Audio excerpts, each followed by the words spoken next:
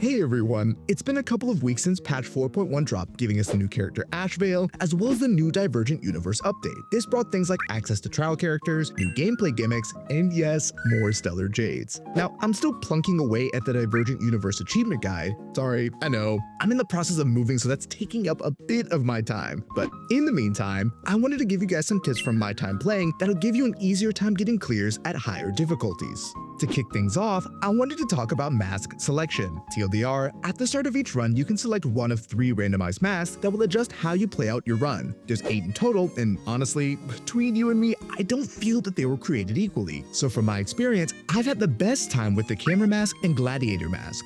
Let me explain. At the higher difficulties, a common trend that you'll find is not only do enemies have incredibly inflated health, but more importantly, they hit for much harder. So much so that you'll be in danger of getting one-shot if you're not careful. And you still might even if you are. So one of the perks of the camera mask is that by only doing occurrences, you'll limit the number of battles you'll actually need to participate in, while also opening yourself up to some pretty powerful occurrence events. I mean, duh, right? On the flip side, using a little trick that we'll touch on in a bit, you can actually breeze through combat domains with the gladiator mask and almost buy everything from the store domains, which can really accelerate your strength.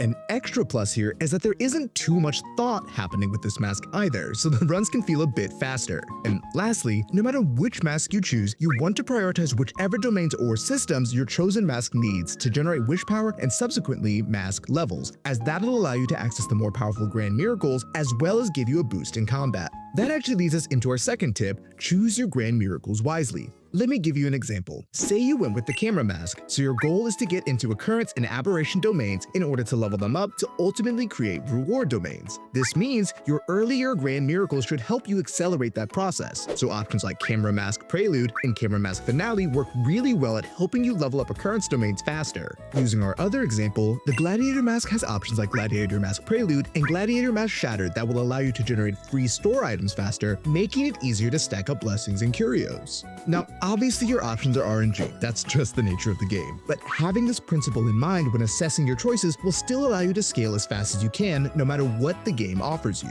That being said, for our third tip, I wanted to circle back to when I mentioned a little trick for the gladiator mask combats. Now, it might have sounded counterintuitive for me to recommend a mask that requires combat domains right after saying that higher difficulty enemies can one-shot you. However, there's actually a really simple workaround. For starters, if you don't know, you can change your team lineup at any point in the middle of a Divergent Universe run. And because you can do this, introducing your new best friends, Thurta and Finan.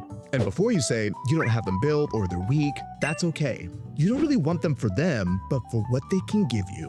Their busted techniques. In short, Finan's technique 1 gives you a cap of 8 technique points, and 2 one-shots any nearby mobs, instantly winning combat.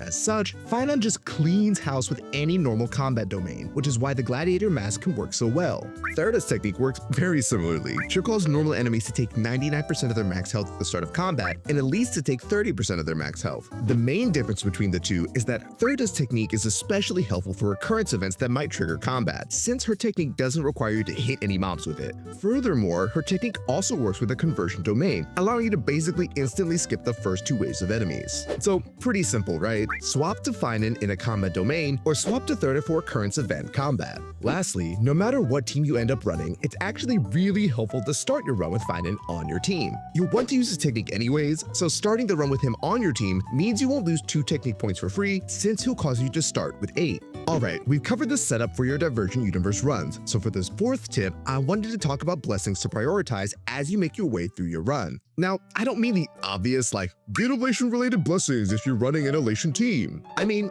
look a little closer at the options you're given and see what they do for you. I've already mentioned that enemy damage is a pretty big concern at higher difficulties, so this means that you need defensive blessings or you're going to get one-shot. So on that note, while most blessing paths at least offer one form of defensive utility, destruction blessings in particular actually hold a lot of the defensive utility in Divergent Universe this time around. They can provide extra shielding, more max health, and more damage reduction, and as such, I definitely recommend taking a look at any destruction blessings are offered in case they provide said defensive utility.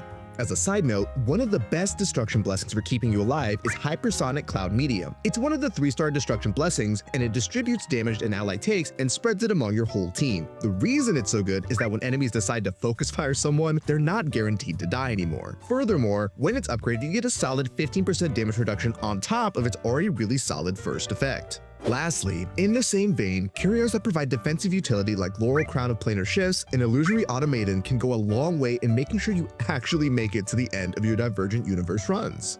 And for my 5th tip, it's short, but be mindful of who you designate as your highlight character. From my experience, I found that whoever I initiate combat with and/or whoever uses their technique last will become the highlighted unit and receive all of the highlight perks, like filling up their ultimate gauge and extra damage.